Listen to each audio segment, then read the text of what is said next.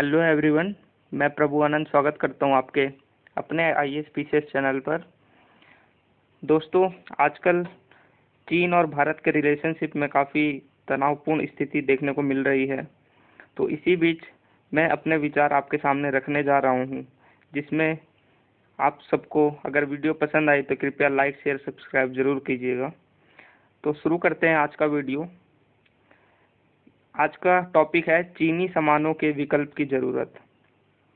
हाल में भारत और चीन सीमा पर गालवान घाटी में हुई भारत चीन सैन्य झड़प में 20 भारतीय जवान शहीद हो गए हैं। इस घटना के बाद से भारत में चीन विरोधी माहौल गर्म और बायकॉट चाइना जैसे नारे फिर से उठ गए हैं।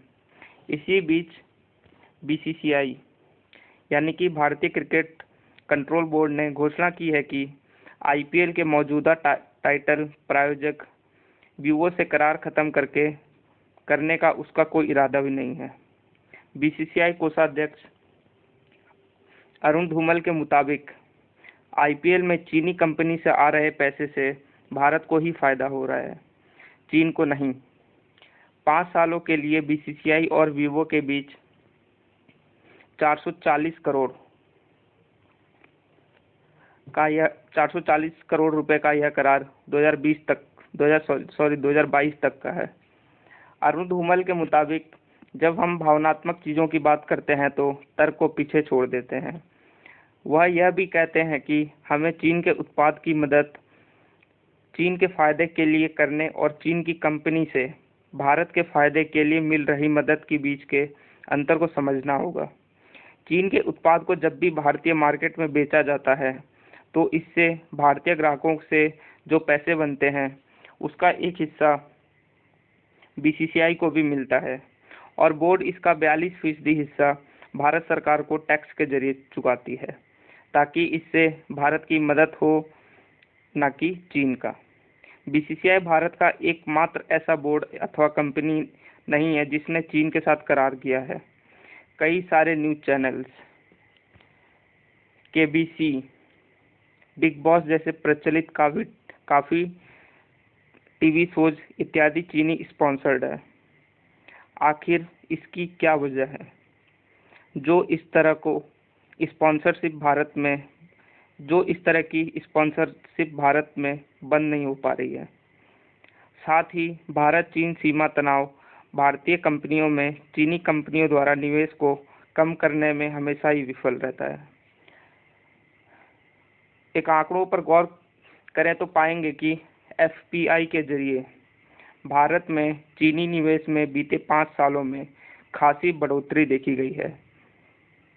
कुछ सूचीबद्ध भारतीय कंपनियों में उनकी हिस्सेदारी का मूल्य जो दिसंबर 2015 तक 136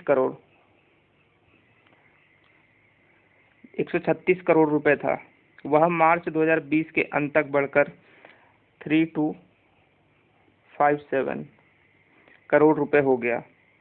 ऐसी कई भारतीय कंपनियां हैं जहां चीन की FPI मतलब फॉरेन पोर्टफोलियो इन्वेस्टमेंट की 1% से अधिक की हिस्सेदारी है।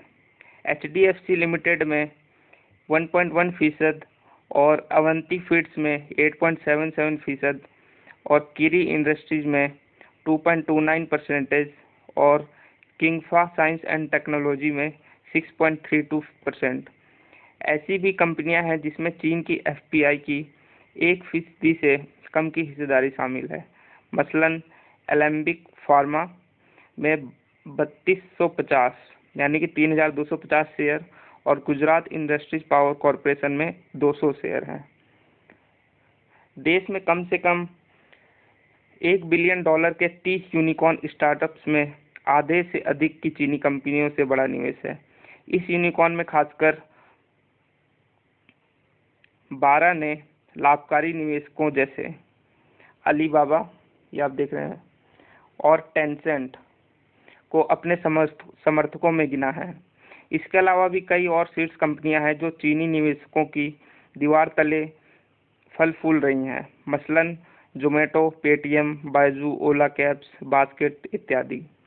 इसका तात्पर्य यही है कि चीन निवेशक देश की स्टार्टअप अर्थव्यवस्था के सबसे बड़े समर्थक के रूप में उभरे हैं।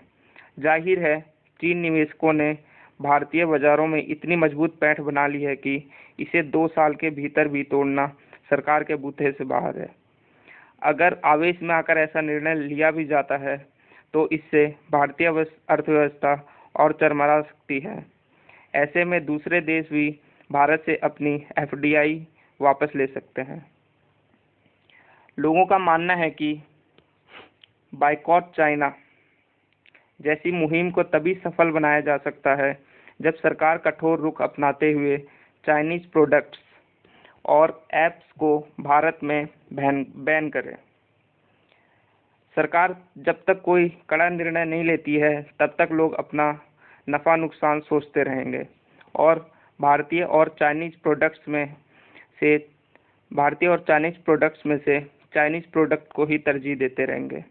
सही मायने में हम चाइनीज प्रोडक्ट को तभी पीछे छोड़ पाएंगे जब भारत में स्वदेशी स्तर के प्रोडक्ट्स की गुणवत्ता को बढ़ाने पर काम किया जाएगा और वह वक्त बहुत जल्दी ही आएगा जब भारत इस मुकाम पर होगा। ऐसे में जरूरी यह है कि जमीनी हकीकत क्या है। हम सबके घर में इलेक्ट्रॉनिक्स के मैक्सिमम चाइनीज उत्पाद हैं क्योंकि वे किफ़ायती और अपेक्षाकृत अधिक गुणवत्ता वाले होते हैं। अगर हमने ये प्रोडक्ट्स अपनी मेहनत की कमाई से खरीद लिए हैं तो उन्हें यूज करते रहना ही बेहतर है। जो लोग बायकॉट चाइना जैसे हैशटैग्स का प्रयोग करके सोशल मीडिया जैसे तमाम प्लेटफॉर्म्स को भरे पड़े हैं, उनमें से शायद ही ऐसा कोई होगा जिसने अपने खरीदे चाइनीज सामानों का उपयोग करना बंद कर दिया हो या जलाकर फेंक दिया हो। भावनाओं में आकर अपने खून पसीने की कमाई से खरीदे हुए सामान को तोड़ना अथवा जलाना मूर्खता ही है। हाँ, यह अवश्य किया जा सकता है कि आगे से हम कोई चाइनीज उत्पाद ना खरीदें, लेकिन कब तक? आखिर किस हद तक हम इस मुहिम का समर्थन कर पाएंगे?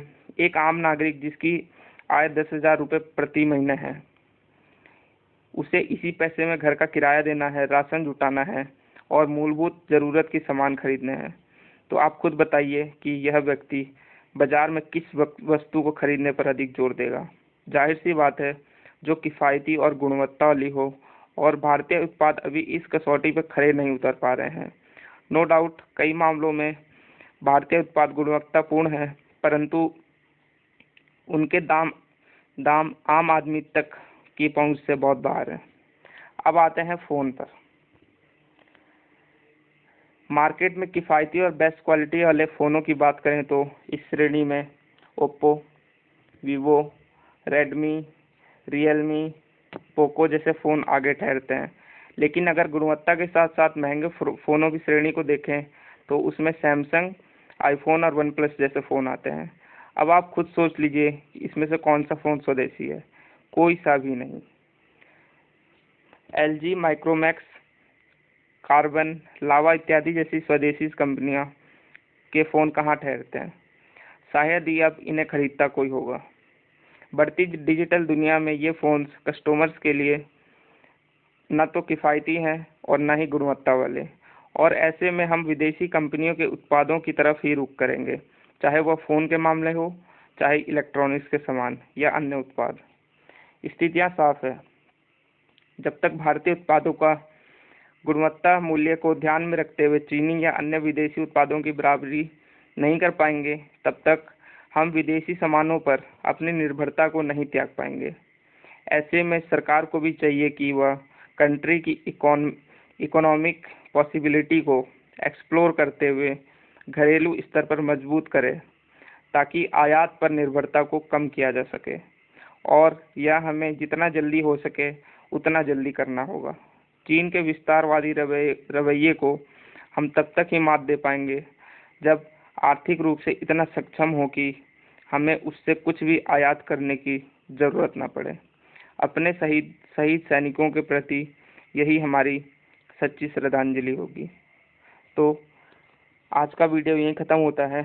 आपको यह वीडियो पसंद आई तो कृपया सब्सक्राइब, लाइक, शेयर करिए और बेल आइकन को ज़रूर ही प्रेस कर दीजिएगा, ताकि अगले वीडियो का नोटिफिकेशन आपको जल्दी से जल्दी प्राप्त हो।